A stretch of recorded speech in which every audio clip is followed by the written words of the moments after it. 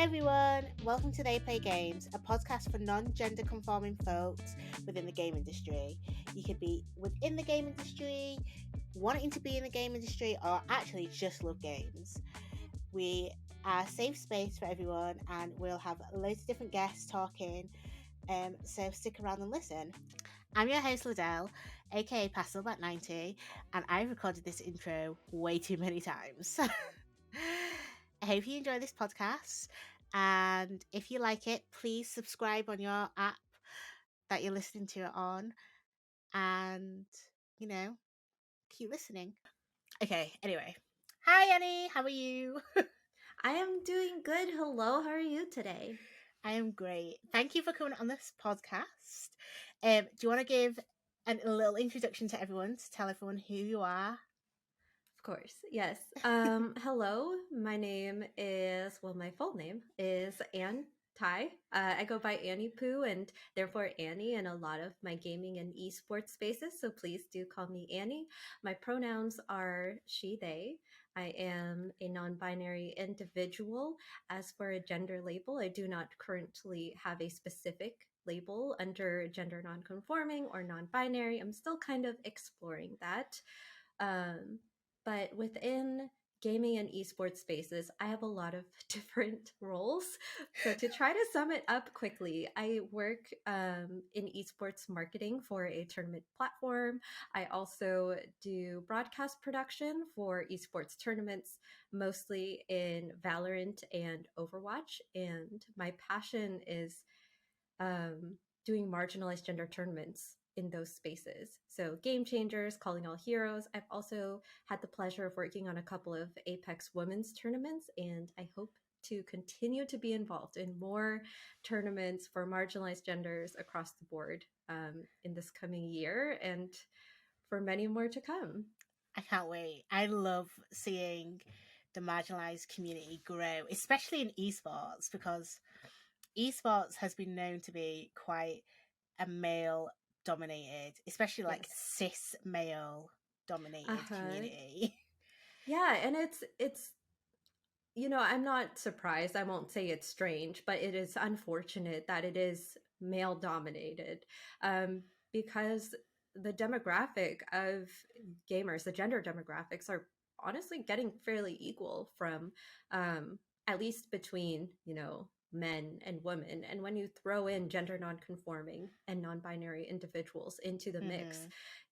the ratio of professional players does not match casual players at all, and that needs to change. That's why these tournaments exist. Yeah, and I'm so happy that like there's spaces like that, and I would be so proud to like be able to see them and go to them Mm-hmm. because I love Apex and I love Yeah. watching tournaments because it just gets you so hyped and gets you Mm-hmm. so excited. Like my parents and my friends all know that you can catch me anytime AGLS is on, like watching it, all the all of them. But I'm always like, there's no one really for me, if that makes sense. Like I have my Yeah. teams, but there's no one like me who I can be like, I like fully support you and like, do you know what I Mm-hmm. mean? Yeah. And being able to see like women's tournaments, love, and I'm so proud of everything that they achieve. But then still, it's like if there's non-binary or gender non-conforming, we're just like added at the end. Mm-hmm. So on that topic, what do you think we can do to get extra support to help like gender non-conforming forming to be able to enter more activities, if that makes sense? Mm-hmm. I think the first step is always advocating for people, right? There's I was thinking about this term beforehand. I was trying to come up with something cool and catchy because we have Yeah, we have microaggressions, right? I would yeah. say that calling a tournament series for marginalized genders, but then using women targeted language, such as, like, there might be a tournament that says we're for marginalized genders, but then in the tournament description it says we support women and other marginalized genders without explicitly just saying, non-binary individuals or transgender men is sort of a microaggression for against Mm-hmm. non-binary and Yeah. gender non-conforming individuals. So it starts with somebody advocating and saying, hey, I see that you're trying to support people, but you're not necessarily doing it in a way that is helpful. How about we just use marginalized genders instead, and in parentheses, women, non-binary individuals, and if it applies for this specific tournament, transgender individuals, etc., to Yeah. really open it up for a larger group of people who are marginalized gender and or underrepresented in professional gaming spaces, allow them to join and feel Right. welcome and belong. I think that's the thing, it's making them feel welcomed, because there's and this is one of the things, like the language that is used by some people isn't very helpful. Mm-hmm. And I think a lot of professional players, they may not mean it, but when they use certain language, they don't realize the impact they can have on others, and they don't realize that that wouldn't make it safe for other people to be in. Yeah, and it also kind of makes you feel like you're an afterthought as a Yeah, non-binary person, as a gender non-conforming person, like because it's women and others. It yeah, or in unfortunately in some cases, um, I I haven't been affected by this personally, but it is a fear that I have. For I'm not good at video games. Let me put that out there. I'm a video game enthusiast. I really enjoy video games, but I don't have the dedication that you need to put in to become a professional player. But yeah, I'm thinking about somebody like me that does have that drive and that dedication, right? What if they are, uh what if they are not femme presenting, because some of these marginalized gender tournaments, the language that they use almost mm-hmm. implies that it is what I call women plus. It's like for women and for demigirls, people who partially identify Yeah, as a femme person, um, and is not open to individuals who are more androgynous or masculine. Like there's this yeah, idea that you have to present a certain degree of femme in order to participate in these tournaments, which totally goes against the whole, like, yeah. I don't okay, I lost all of my words for a second, but it is reinforcing the gender binary on people who are actively rejecting it, on people who do not see it as part of their identity. Like we are non-binary individuals because being women, identifying as men Yeah, are not things that really resonate with us. and like, and that speaks so much for you, because then if they don't feel like they're welcoming the women plus events, let's call them the women plus events, and then they don't feel like they can take part in the regular events, Mm-hmm. like where are they going? Where are they Yeah. going? And like, you don't know, they could be like the best player out there, but we're not able to see that because Mm-hmm. no one will take a chance on them. And that is Yeah. so disheartening and so sad. And I hate that. I hate that for Yeah. people. Yeah, I had the chance to speak to quite a few Overwatch players after Calling All Heroes. And for those of you who might be unfamiliar with Calling All Heroes was an initiative that Blizzard put on for Overwatch 2 late last year, following the release of the game.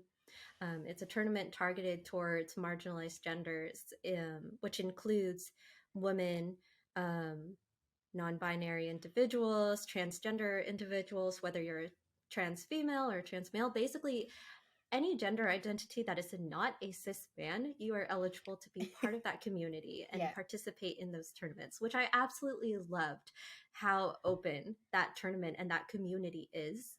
But anyway, so I did get to speak to a few players, interview a couple of them, more than a couple, but um, almost every other player had mentioned that they would be rejected from trials for professional teams, or even like, tier 3, tier 2 teams, because they are not a man. And it's just really sad to hear that just because of your gender identity, you're not even going to be considered. And that is an additional barrier for gender nonconforming individuals. It's like if the male teams or like the male dominant teams aren't Yeah. going to take you, and the marginalized gender teams aren't going to take you because you don't present the degree of femme that they want, what happens? Where do you go? You don't have anywhere to go. That's so frustrating. Like the fact that, and it's the fact that we know it because obviously we're trying to promote this, like promote this stuff and show that, you know, we want people to hear about it. We want people to change and do stuff that are different. But the fact that there is so many people out here struggling Mm-hmm. for the things that they love, and like I would hate that for them to lose their drive over it. Yeah. So if someone's listening, please take a chance on them. Don't ruin their chances. Yeah. Okay, before I get too angry. I'm just so we like, have please. a lot we could be angry about. I know. mean, this could go into 10,000 different directions of anger. Right? So we'll try to tone it down for at I least know. I'm this just time. so like, please. Okay, so when we're talking about like support for women compared to support for gender non-conforming people, how does it look different? Because I know when people go for support for women, it's a lot quicker, if that makes sense. Mm-hmm. So, especially like with you working in the esports sector, have you noticed like getting support for people is, if that makes sense? Yeah. Well, when we think of support, we first have to think of what are the barriers that are present, right? We just talked a little bit about the barriers for non-conforming individuals being that a lot of people will be afraid or straight up just don't want to take a chance on them.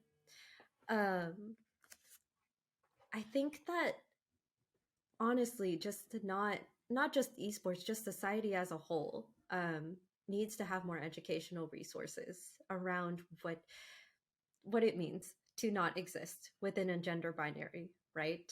Yeah. And I think a lot of organizations, a lot of game developers themselves, when they put on these marginalized gender tournaments, have an obligation to say, this is what marginalized gender means. These are the people that belong underneath it. This is what non binary looks like. And there's not one look to what non-binary or gender non-conforming looks like. These are the different ways that people express themselves, how they identify, and really spotlighting people who aren't Yeah. male or female, really, so people can get a better understanding. Like, this is not just a label. There are people behind all of these, like, I'm losing my words again. I'm doing the thing. There are It's like, people behind the labels that are being actively impacted and that deserve to have a chance and deserve to be understood. yeah, and like the fact that non-binary and gender non-conforming is such a big umbrella. Like people think, oh, non-binary, oh, you're not, you don't align with being a Yeah. man. Or I'm like, it's so much more than that, Yeah. and it doesn't mean that we're all androgynous, or you know, we Mm-hmm. all look a particular way, or we all act a particular way. Mm-hmm. There's so many flavors. I don't know if flavors is the right word, but that's what word I'm using now. Flavors works. Yeah, so many flavors to us, and It's just like, I'm sorry, I'm giggling because I'm just imagining, like, sorry, but hi, I'm Annie. I'm non-binary, and my non-binary flavor is cumin with a touch of saffron. hey, my non-binary flavors.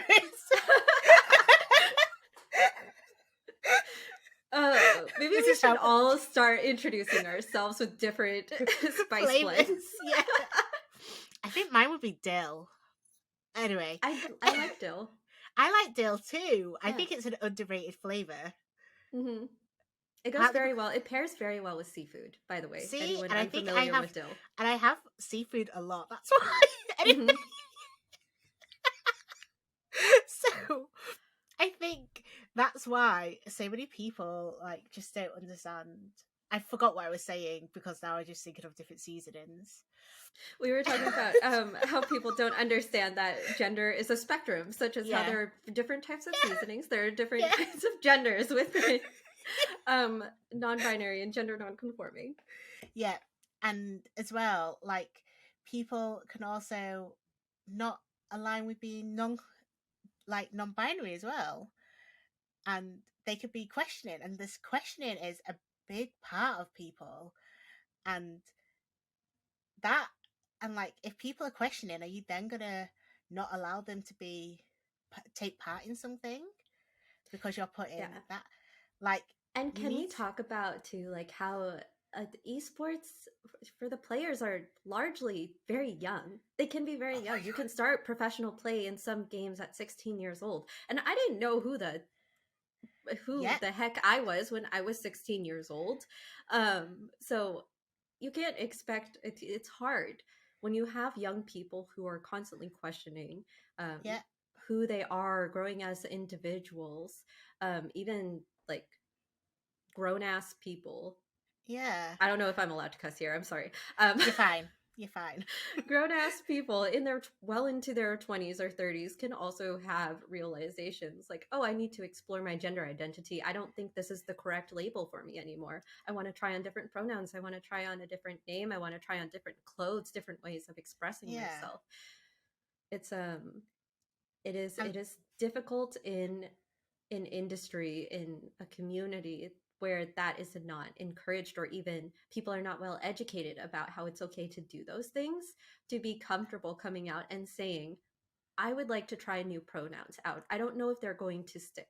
I don't know that yeah, at the end of the day, it's really healthy to question your gender identity. And if it comes out that you are a cis woman or a cis man questioning your gender identity, and you come out of it and you're like, no, I think I am a cis woman, or I think I am a cis man, that is a good thing. You should do that. yeah. You now know more about yourself than you did before you went into that, and that Mm-hmm. is fine. No one's saying that you're wrong. No one's gonna like be in Game of Thrones with the shame woman with the bell. No one's gonna do that to you. But it's the whole education that is missing, because Mm-hmm. then the language that people use while they're playing the game, when they get angry, when they lose it, and then they're spouting words out and they're upsetting other communities, but no one's there to coach them and say, hey, this is bad because of XYZ. Like, you can use this other language instead. And Mm-hmm.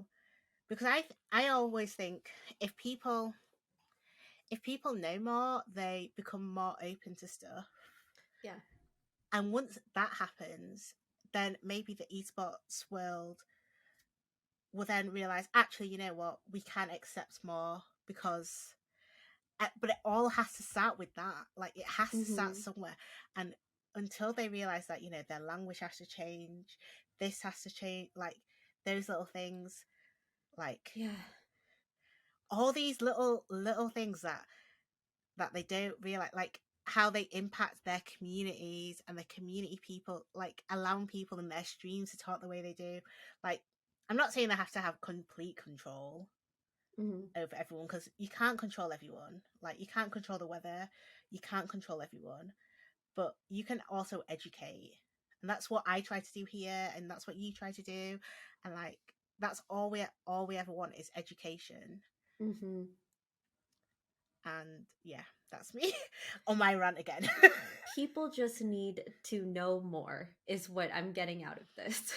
Yeah, Which is much simpler summarized up than, executed. But it really is just putting more. I hate the word awareness personally, because I feel like oh awareness implies that you stop at knowing and not yeah, just doing. But that's where it starts. It starts with awareness, because you cannot actually put it into practice if it's not something you understand. So, I always think that, like, do you know in school where you got we used to have forced like assemblies and stuff, mhm. I always think that, like, you know, like professional football players or any professional sports, if you're going to be public facing, you should Yeah. have those like forced assemblies to listen to stuff. Like, Yeah. that would be one of the things that I would force everyone to watch. Yes. We Because have well, I was going to say we have sex ed education, but wait, we have sex ed, but we don't have like I feel like that would be a really great place to start incorporating gender identity into it. Like when you're talking about sexuality and such, like that, it feels like that's the most natural place. And then I really thought about it in that half of a second. Um, a sex education in the United States, at least, is not very good. So maybe that's not the best place to start. Maybe it starts with like more grassroots communities and organizations coming out and saying, hey, this is a group of gender nonconforming individuals. This is who we are. This is what we look like, the things that we enjoy, what we want to be a part of. But it shouldn't be on us alone yeah, to educate. Don't expect your non-binary, gender non-conforming people to be the only people that are going to be going out advocating and educating. Once you, as an ally for all of our not non-binary, this is a really hard phrase to think. If you are right. not non-binary or gender non-conforming, double negatives, hate that. What the even small education pieces are very helpful. I remember in Yeah. high school, I had a friend that went, yeah, I don't speak to this person anymore, but I probably should because I was very grateful for this individual. We had an English teacher who was more elderly and was on a a rant about how her pet peeve is when people use they them as singular rather than plural. And this girl went in. She was ready to fight. Like at 17 years old. Like, no, they them is singular. You can look it up in like the Oxford Dictionary or whatever she referenced, Oxford Yeah. Merriam-Webster. It is acknowledged as a singular pronoun for a lot of people. And even I'm going to I make love myself that. sound old. Even back then when I was in high school. I know I look like I'm in high school. So for some people, I'm not. Back I'm then. grown. Back then, in my day when I was in Yeah. high school, um, they them has always been used as a gender neutral singular pronoun. Is what she explained, and this English teacher backed off. But it's actions like that is standing up for people even when they're not there. I did not identify as a non-binary person when I was in high school, but and I don't think anybody in that class did at the time. Pretty sure everybody presented and identified as a cisgender individual. Yeah. But that girl still went out of her way to advocate for And people who use they them pronouns. that's absolutely amazing. Like, so many people now, like, they'll stand up like a bit, if that makes sense. Like, you know, when Mm-hmm. you're half getting out of a chair, they're like, oh, I'll stand up if someone else stands up first. Mm-hmm. Yeah, they're thinking it, but they don't want to be the first person to say Yeah. something. And like, we appreciate it. We appreciate the thought, is what I always think. I appreciate the thought, but what I really want is for you to do something. Mm-hmm. Like, I really want you to do something. Like, I really appreciate the support, but I want you to do something in all Yeah. cases. Mm-hmm. Because there's Like, so much please, talk. we're begging Yeah, you. there's so much talk, but like, and like, it really blows my mind that there are things for marginalized genders in esports, because so many people will say, oh my god, yeah, like, let's do it, but really it's like women and then marginalized genders as an afterthought, but really it's like femme presenting. But the fact that Mm-hmm. Overwatch 2 did the tournament, like, that shows, you know what, we'll put our money where our mouth is. Mm-hmm. Oh my And that, gosh. And one of my favorite things about that I know I've already mentioned my favorite no, thing you're about fine, that tournament. keep I'm just going. a fangirl about this particular tournament. Is on the broadcast, all of the players were asked for their pronouns, and I have never seen like such a diverse pool of pronouns, right? It wasn't just, there were individuals who, of course, used she, her pronouns, they, them pronouns, but we also had individuals who were using neo pronouns. And I have never seen that in esports before. Most individuals, when I'm working on marginalized gender tournaments, are submitting she, her, she, they, them. This was my first time seeing neo pronouns. I don't use neo pronouns, but I was just very happy for individuals who do, to feel like they can be acknowledged, and for their pronouns to be used on broadcast, to be seen for everybody else to acknowledge too. And there were there were players, there was a player who shared their happiness over this, and then got blasted by some people on Twitter because it was like, why do pronouns even matter? Like, this monkey, like, because there's a character that is quite literally a monkey in Overwatch 2. With this monkey's pronouns doesn't matter, and that's like their roster hero. And I was just like, oh my, I was just, oh my god, Overwatch 2 players discovering pronouns is like, is this what we're coming out of our tournament with? Is like Overwatch 2 players didn't know what pronouns were, and now they're angry about it because pronouns exist. You've now introduced pronouns to the world. I am so proud of you for making that big move. Big thing. I don't know if you've heard of it before. I didn't know what pronouns was until you mentioned it in this call, so I am so glad that we could educate you. Thank you. In this way about this new thing, pronouns. Thank you. Thank you. I didn't know what it was this entire time. But now that it's been on a broadcast, everybody knows, and it was just one of those other aspects of, you know, just small educational pieces, a micro education as opposed to a microaggression. Yeah. Oh my God. And that was, I will say, that was with the input of marginalized gender individuals. Giving their input on what is important for this tournament. So put those people into positions of power and leadership. Oh my God. All you game developers, listen to the communities that you are trying to serve, please. Do you know how many times I can say that? So many. Look, I'm trying not to get fired, but I think we failed at not getting fired during this recording personally, but we can keep pretending that we're trying. No, it's fine. I haven't been fired yet. Okay. I believe you. It's fine. But yeah, I think we should both be CEOs of both our jobs, because we're both amazing. Just FYI.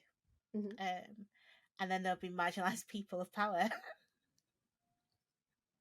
Like, do you think we'll both be amazing at running the companies? I check all of the boxes. I'm a person of color. Yes. I'm marginalized gender. I come from an immigrant family. Please hire me. That was me. I'm also disabled. Oh no, they check all more boxes than I do. Hire them first. Oh, this is why we shouldn't make these jokes. Ladell takes priority. No, but no, we should. I don't like the whole tokenism, checking all of the boxes thing. But there is a wealth of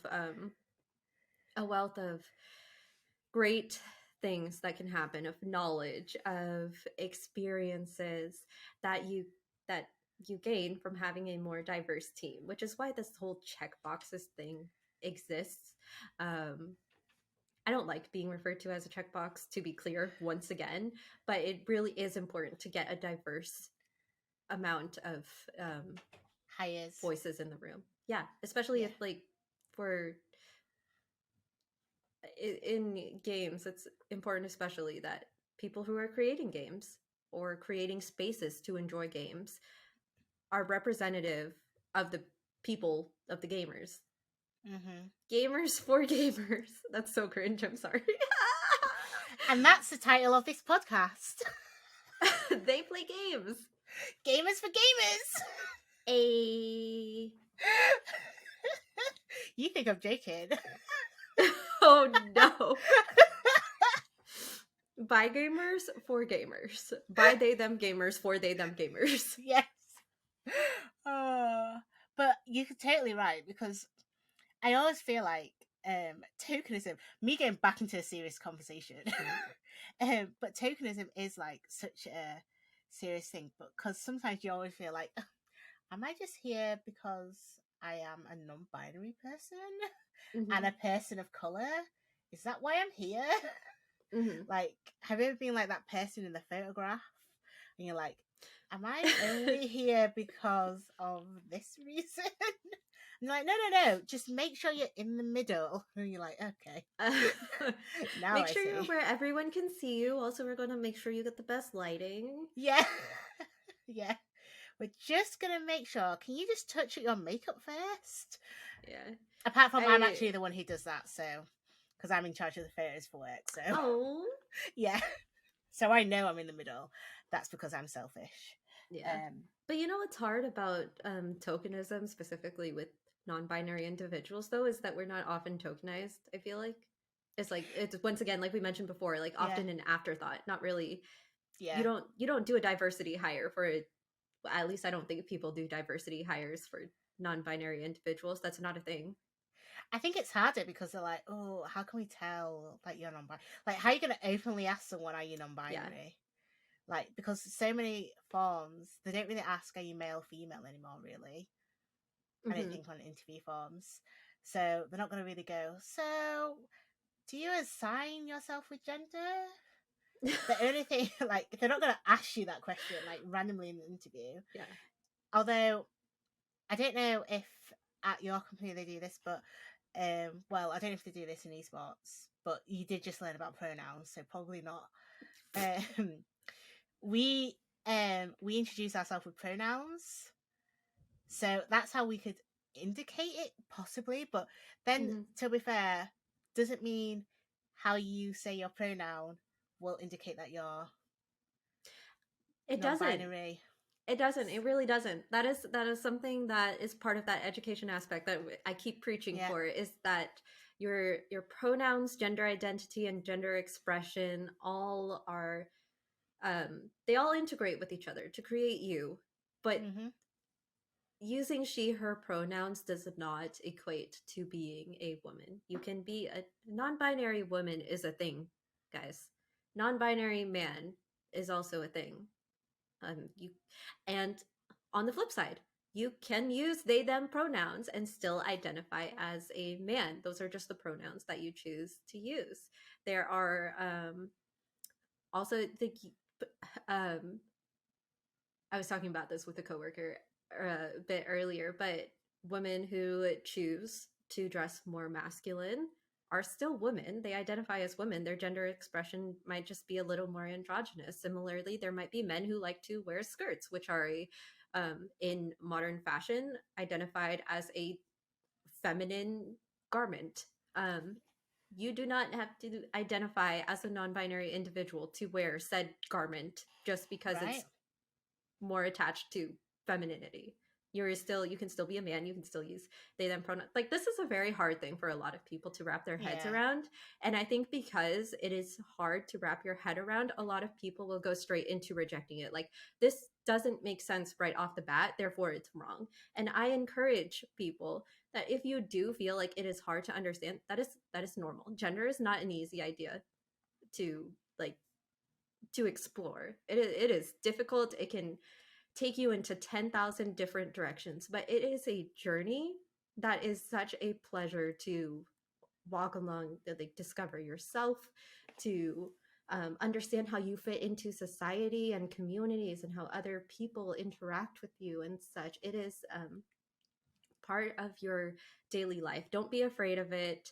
It is okay if you don't understand it at first. I don't think anyone does. No one wakes up out of the womb and they're like, I am enlightened by I am enlightened and I identify as whatever they choose Yeah. to identify themselves, it takes time. It is a journey. It will be hard, but don't be afraid, and it is okay if you mess up. You just own up to your mistakes if they do happen or when they happen, um, and we move on. We become better versions of ourselves for yourself and for other people. Yeah. That is such a nice point that I think we're going to end it on there. So I was going to say, is there anything else? Anything else? Any last points you want to add to tell the um, viewers? I do this on my own podcast when my co-host asks me, do you have any final thoughts? I tell people I'm LFT. I'm not looking for a team. I'm looking for thoughts because I have none.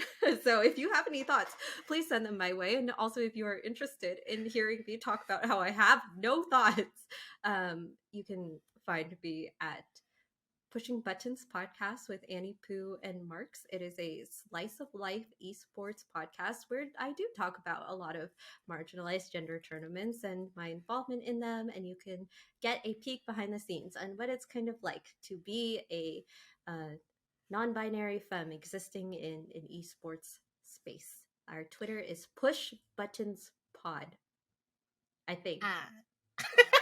That was like me. I think this is the links. But it will all be linked below.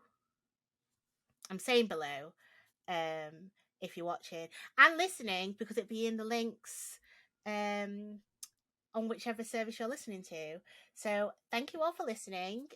Thank you, Annie, for being here. Thank you for having me. No, thank you. And see you all next time. I was about to press leave again.